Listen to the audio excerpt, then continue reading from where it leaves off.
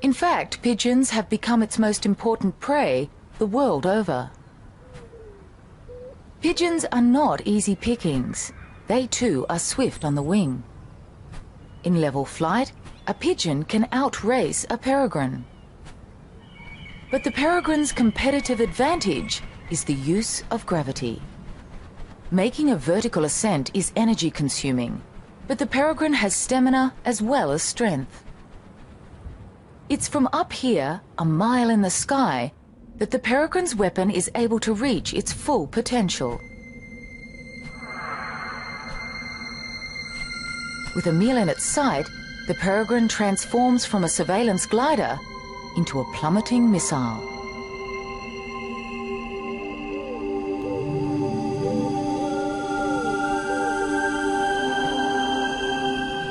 By tucking its wings against its body, the peregrine minimizes air resistance and drops out of the sky in staggering style.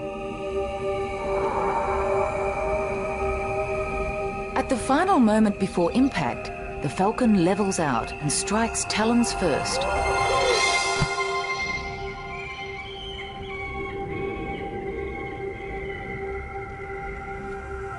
So great is the impact that the peregrine too would be injured were it not for the extraordinary accuracy of its strike.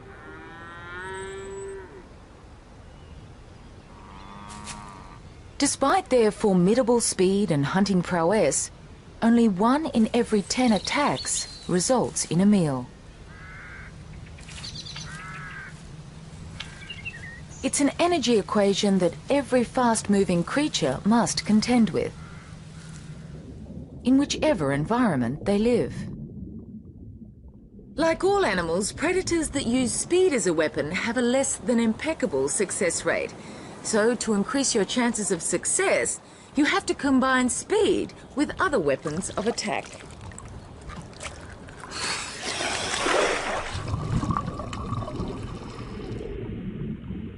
The stonefish doesn't look fast. It is one of the least streamlined of all fish. In fact, it rarely swims at all. A sleek body has been substituted by one corrugated and encrusted with algae.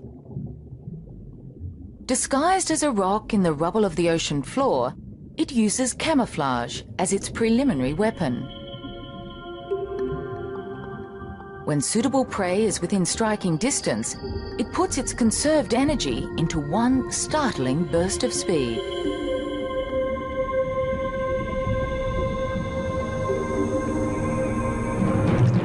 Within 1/25th of a second, its jaws lurch like a steel trap, engulfing its prey.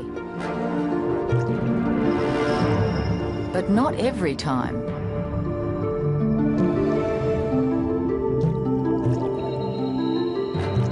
While not every strike is on target, the energy lost is less than that expended in a high-speed chase.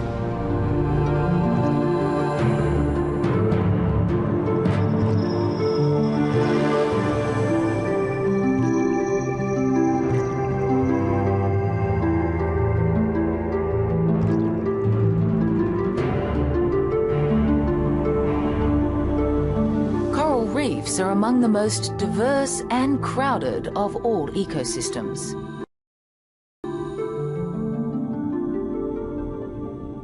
It's here that you find an extraordinary array of weapons. each designed to compete successfully for a common food source and for highly sought-after available space. These coral reef shallows on the Great Barrier Reef are home to a killer that strikes with remarkable speed. Distantly related to the prawns and crabs, there are more than 400 species found the world over. With eyes more sophisticated than our own, and with a claw modified to become a high-speed hammer, it is the remarkable stomatopod or mantis shrimp. They are exceptional hunters, with forelimbs developed into highly specialized weapons to smash or spear their victims. While this spearer may have one of the sharpest claws in the ocean, it is its relative, the smasher, which can lay claim to the fastest claw on the reef. This action has been slowed down 125 times so that it can be seen.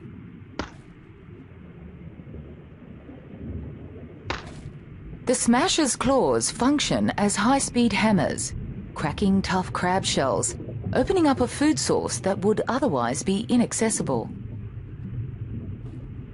They live in natural crevices within the coral, from where they can see all. Each eye contains up to 10,000 separate lenses and perceives 3 images. Together, they see the world from 6 different perspectives, allowing them to pinpoint a moving target with military precision. But without a cavity, a stomatopod has little chance of survival. And so owners fiercely defend their hideouts against intruders. Despite this fierce competition, they modify their deadly blows to be merely deterrents and not fatal to their own kind. However, for securing prey, the stomatopod's weapon is used to its full potential.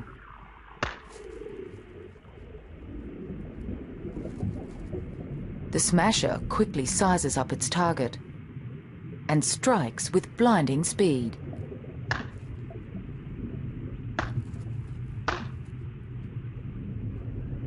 In less than 8 milliseconds, with a velocity of more than 1,000 centimeters per second, this creature's weapon packs a punch close to that of a small caliber bullet, making it one of the fastest movements known in the animal kingdom.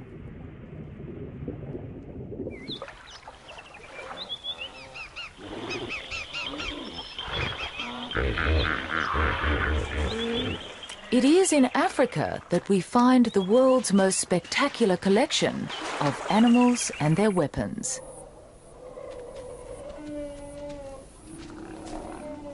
The grandest, the tallest, and in the case of the cheetah, the fastest on land.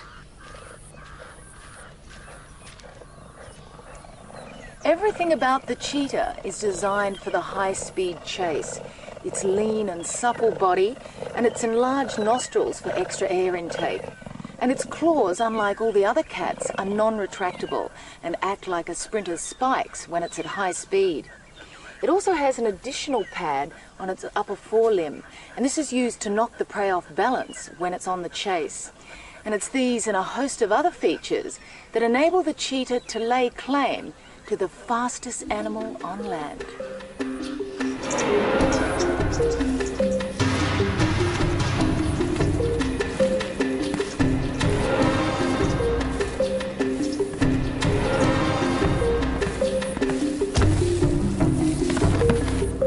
But speed is a weapon that comes at a price.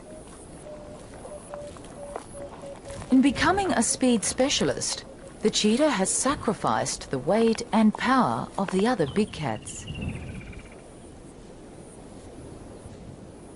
Here in Africa's Masai Mara, cheetah are among the most vulnerable animals on the plain.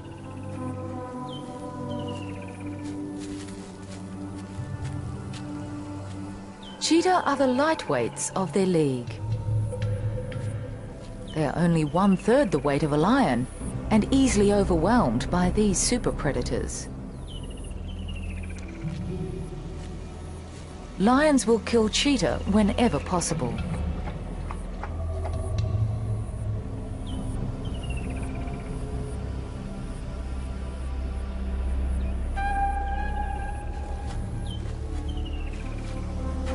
With speed as their only weapon of attack and defense, they almost always flee when threatened.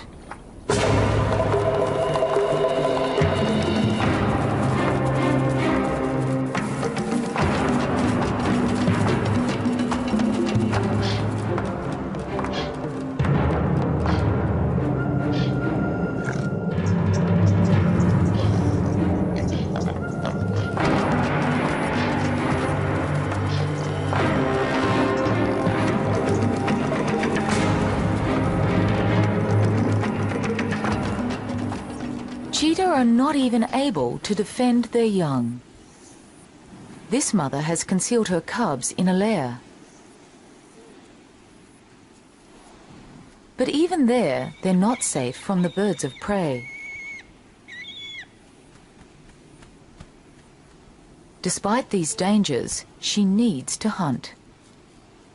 But hunting too is fraught with difficulty. At top speed, a cheetah's body temperature soars to 41 degrees Celsius. To sustain this temperature for over a minute or two would be fatal. Its valuable weapon has to be reserved for a short burst, and where there is a high chance of success. Here in the open savanna, her main prey is the Thompson's gazelle, the swiftest of all antelope. They are plentiful, but also wary. She must creep within 100 meters of her target if a pursuit is to be successful.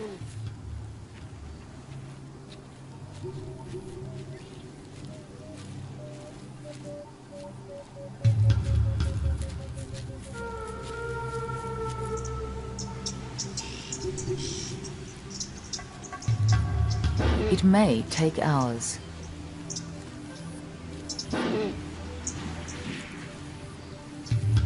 If noticed, she pauses and makes herself as inconspicuous as possible, patiently waiting for her next meal to be within that critical range.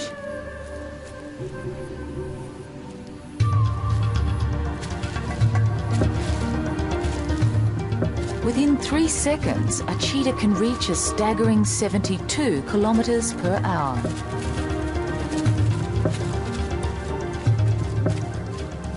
But energy conservation is of prime importance, and she must know when her chase is in vain. Less than half a cheetah's pursuits end in a kill. Her hunting time is limited, for with the fading daylight, lions will be on the prowl. Unsuccessful, she heads back to her cubs. But a dry season grass fire is an ominous obstacle. Insects flush from the flames don't interest her, but provide a banquet for yellow-billed storks.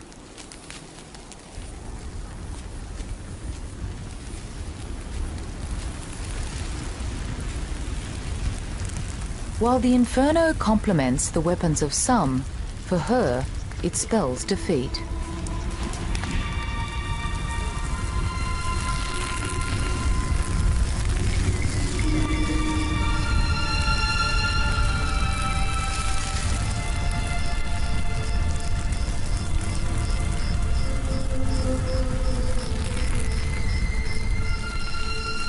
All big cats rely on cover to ambush prey. Without it, they can't get close enough to mount a surprise attack.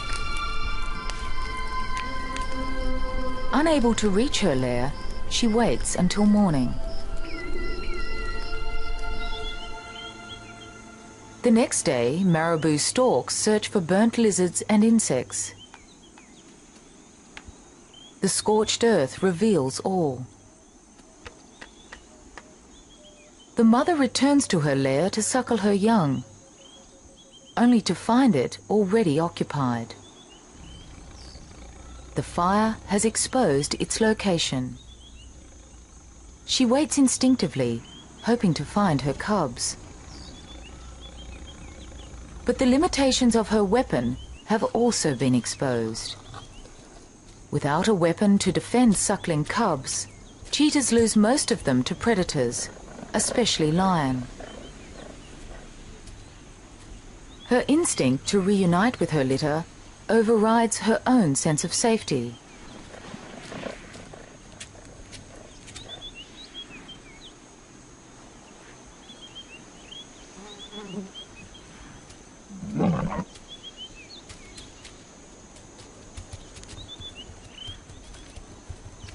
Unable to fight, she can only run.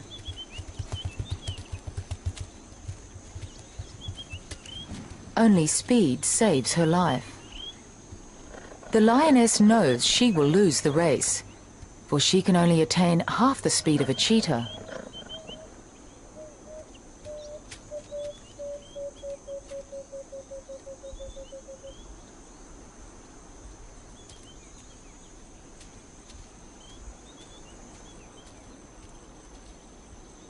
In the battle for hunting supremacy, the cheetah's weapon breaks all land speed records.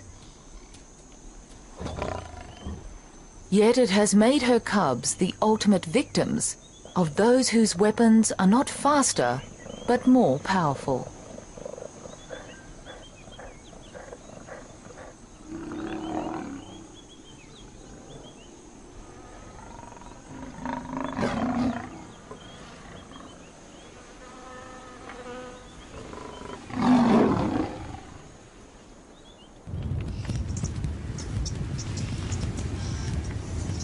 Of all animal weapons, horns are among those that seem most obviously developed for attack and defense.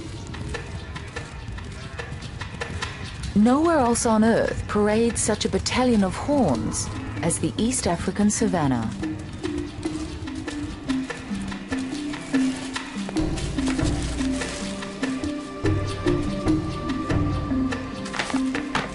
The plains echo to the clashing of horns.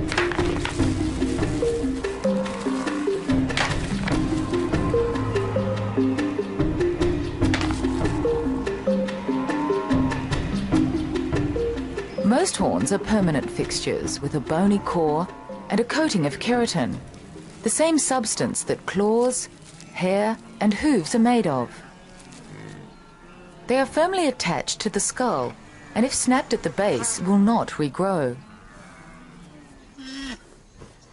But there are exceptions. Well, of all animal horns, those of the rhino are probably the most unusual. Firstly, rather than being positioned on the crown of the head, they're right on the nose. And secondly, they're made of compacted hair bound together. But they still function as a very effective weapon, not only for defending their young, but for fighting among themselves. Rhinos are not highly social creatures, and while a resident bull rhino will defend its rights to a particular female and to a favourite mud wallow, rhino horns are most often used in defence against predators. Especially by mothers with calves.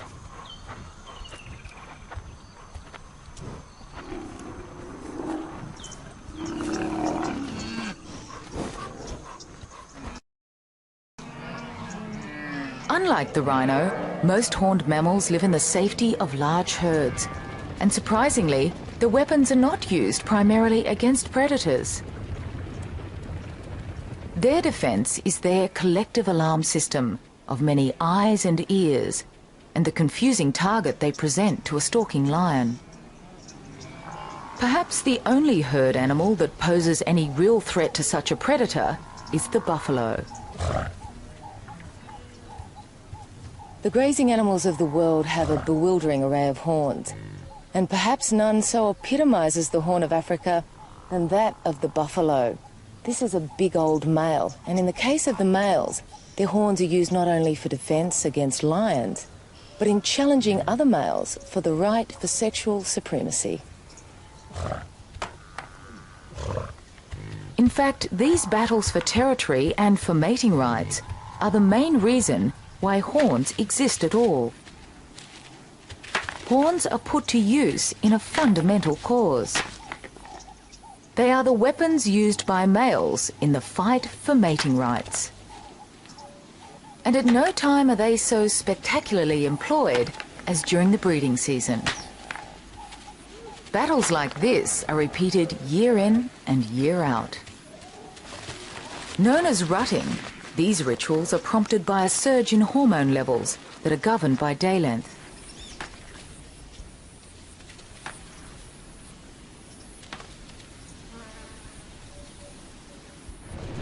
The rutting of the topee is among the most ritualized of all antelope.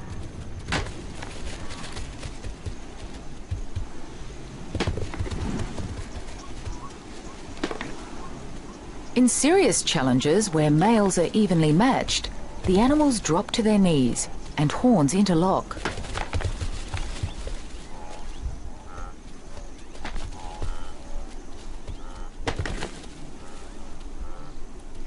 They will wipe their faces on the ground or paw repeatedly to disperse scent from glands both below their eyes and under their feet. The contest ends as suddenly as it began, but will be performed throughout the season until a victor is decided. Topee live in mixed female and male herds, where both sexes bear horns. In impala, it is only the male which bears horns and maintains an established territory.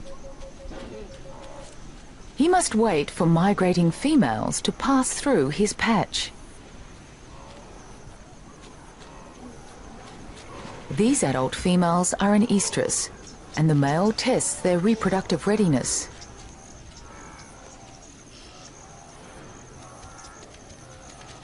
He mates with those that are responsive.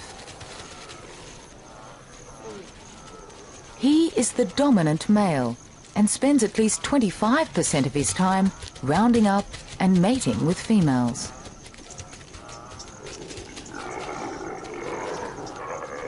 Not only does he need to keep females within his territory, he must also keep other males out, leaving him little time to rest or feed. Even recently weaned males are seen off, sometimes in a spectacular fashion, which displays the victor's strength and virility.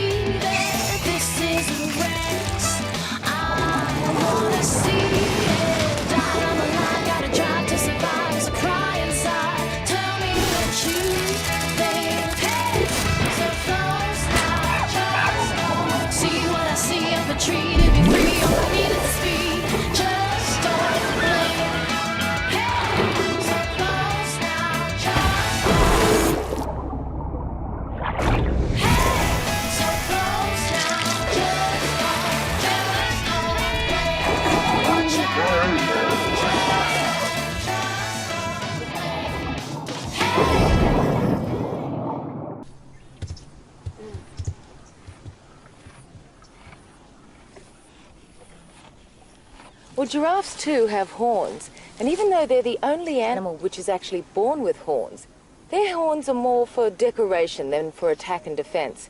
Because when it comes to fighting, giraffes really use their heads.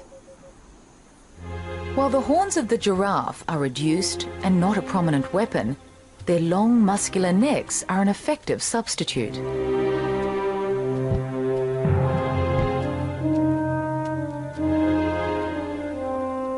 Their neck and head performs as a massive mallet, but blows seldom land solidly. These young males do their best to avoid being hit by the other.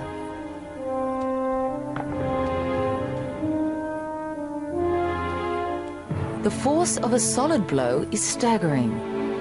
Yet this gracefully ritualized display of aggression rarely results in serious injury.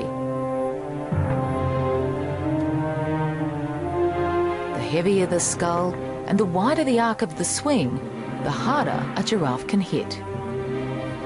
Hence the advantage of size, height and weight, the key factors that will determine which male wins dominance and the right to mate with the females. The giraffe and antelope live among some of the most efficient predators on the planet. Yet their weapons are not designed entirely for their own protection or to secure their own food. It is the individual's contest to continue his lineage that determines the size, shape and function of his weaponry.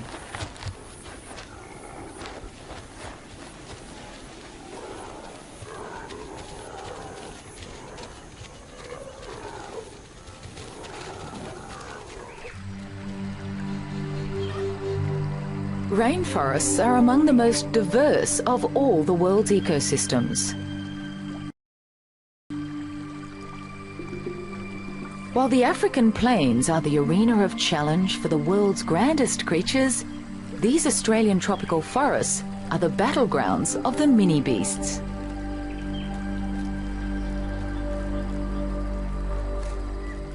Here in the lush undergrowth, bizarre creatures engage in power struggles.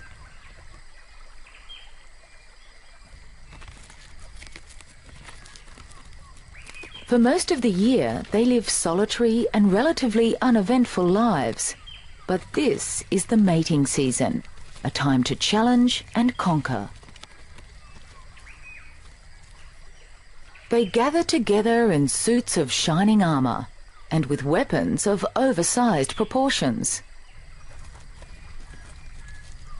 The victors will claim the ultimate prize, mating rights to their miniature maidens. Male stag beetles are armed with horn-like projections, which are actually extensions of their mouth parts. Females are smaller and without horns.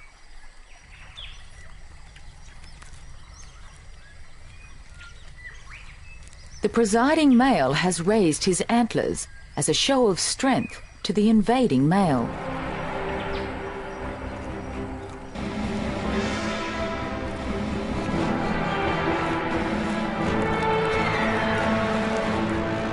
Their weapons are used as levers to flip their opponents off balance.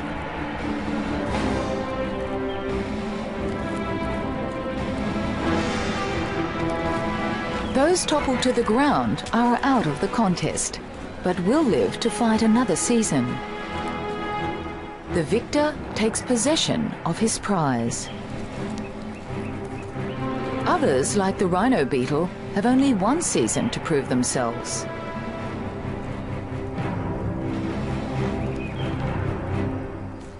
Well, like all insects, the rhinoceros beetle develops through different life stages until it becomes a fully formed adult. In fact, it spends more of its life like this as a grub than it does like this as an adult. As a grub, it feeds on rotting logs and leaf litter, and it's the availability of this food source which determines how big its body and horns will be when it emerges as an adult. When food is plentiful, their larval development is extended, resulting in larger horn and body size. Victory will be governed by their fortunes as a grub.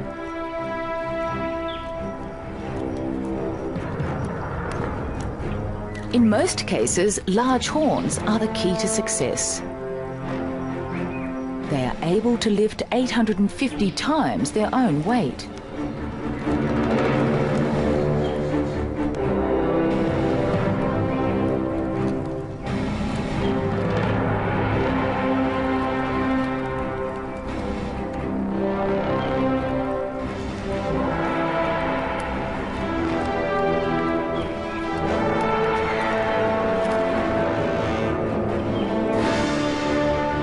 But even in triumph, the victor must contend with his persistent competitors, even as his paternity hangs in the balance. While the rhino beetles fight it out among themselves, another horned insect waits in hiding for a particular tree to fall before its battles can begin.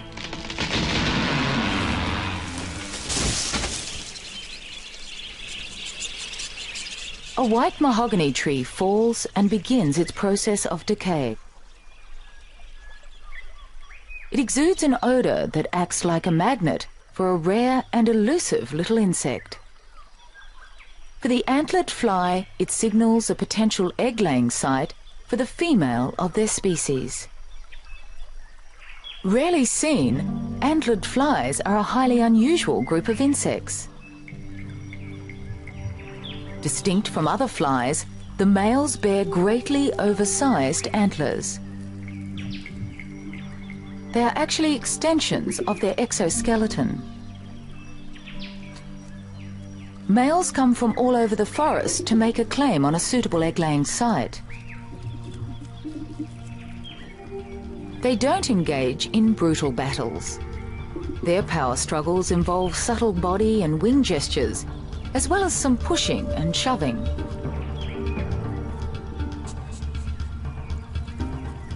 A male that is clearly inferior in size simply makes an appearance and flies off without a challenge. This is known as an intrusion. More evenly matched males linger, flick their wings and sway their bodies. If two males are evenly matched, their posturing culminates in the interlocking of horns and head-on combat. They push against each other, their antlers interlocked, and rise up on the tips of their middle and hind legs. This usually only lasts for a few seconds before one of the males is overpowered and retreats.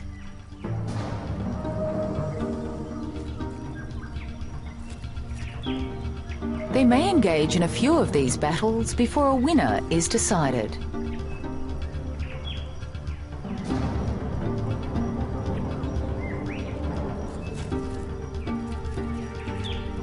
Battles become complicated by the arrival of a female. Her foremost concern is finding a suitable location to lay her eggs, usually the exact site that the male is guarding. She may have already mated, but this doesn't stop the presiding male from mating with her again. But even while the pair are mating, other males make challenges.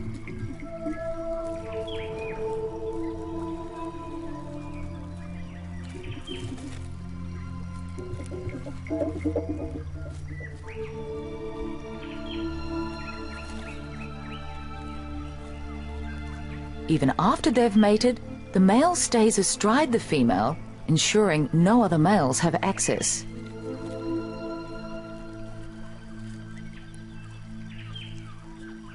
She inserts her ovipositor beneath the bark and lays her egg clutch. While she lays, the presiding male continues his guard. For the antlered fly, the size of his antlers are his passport to paternity.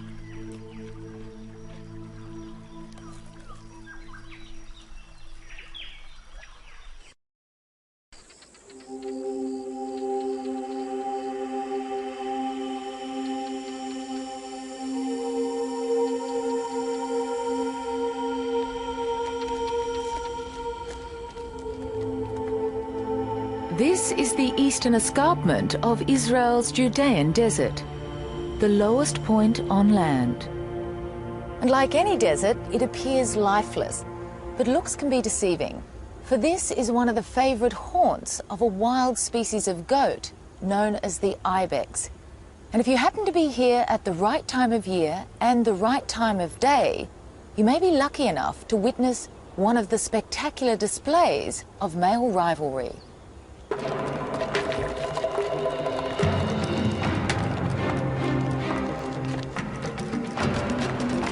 These battles are among the most vigorous of any horned mammal. The force of a full horn impact is equal to 4 tons of pressure.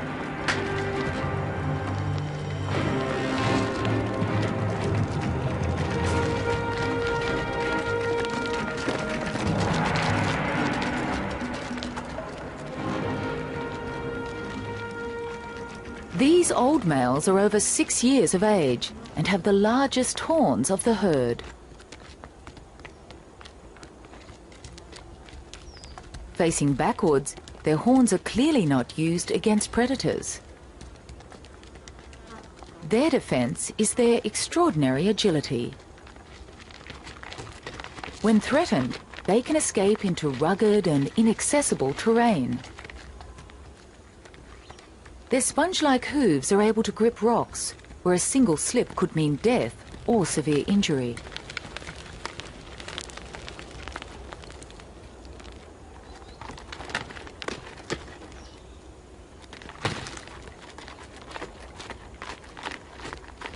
To fully appreciate how the ibex uses its horns as a weapon is to understand its breeding cycle. For most of the year, males live separately from females. Towards the end of autumn, the herds merge in preparation for mating. A well-defined hierarchy exists within the male group. Those who dominate are large-bodied and boast large horns. They're weapons in the violent battles that precede mating. For ibex, large horns and exclusive mating rights can only be attained with old age. But this doesn't deter the younger males from trying to win over females.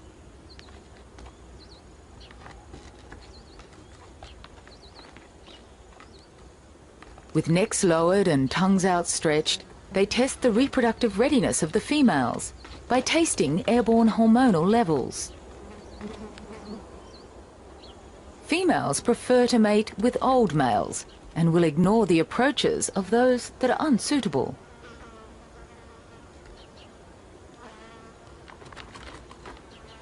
But the young males continue regardless.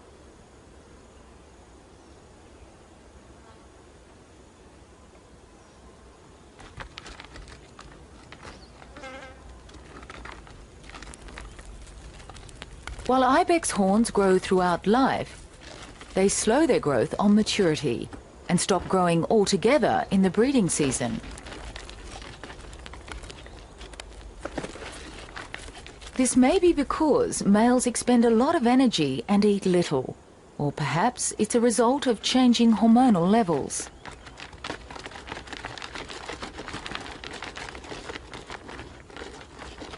These females may have already mated and show increasingly less interest.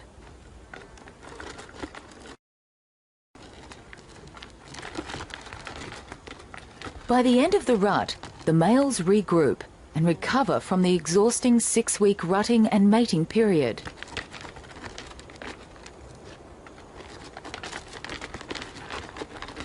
Yet throughout their lives, males continue to jostle. They will often gather together in a huddle to size up their opponent's horn size. While the old males need only to maintain their status, the young must establish a place in their upwardly mobile peer group. Young males engage in the most violent battles. They rear up to increase the impact of their assault. Ibex horns are designed in such a way that they both inflict offensive blows and deflect the blows of opponents. On contact, they twist their heads slightly to lessen the impact, which is taken on the strongest lower part of the horn. The bony ridges prevent the horns from slipping past each other and causing accidental injury.